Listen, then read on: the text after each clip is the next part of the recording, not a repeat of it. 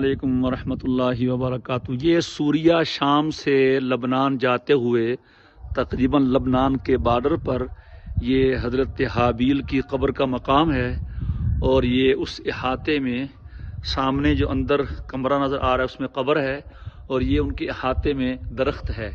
اس درخت کو بھی حضرت حابیل کے ساتھ منسوب کیا جاتا ہے، واللہ تعالی عالم، کہ اس وقت کا یہ درخت ہے، اور ہر فرقے کے ہر مذہب کے لوگ یہاں آتے ہیں اور اپنے اپنے نظریے یا توہمات کے مطابق کچھ دھاگے باندھتے ہیں، یہاں سے کچھ پتے لے جاتے ہیں، کیا کرتے ہیں۔ بہرحال تو یہ وہ علاقہ ہے، بہت سرسبز اور ٹھنڈا علاقہ ہے۔ یہاں میں پاکستان کی جو زیادہ سے زیادہ سردی ہوتی ہے وہ یہاں اپریل کے مہینے میں محسوس ہو رہی ہے، اور پہاڑ کے پیچھے لبنان ہے، اور یہ سامنے جو آبادی نظر آ رہی ہے یہ شام کی اور سوریہ کی ہے، اور یہاں سے اب انشاءاللہ لبنان جا رہے ہیں۔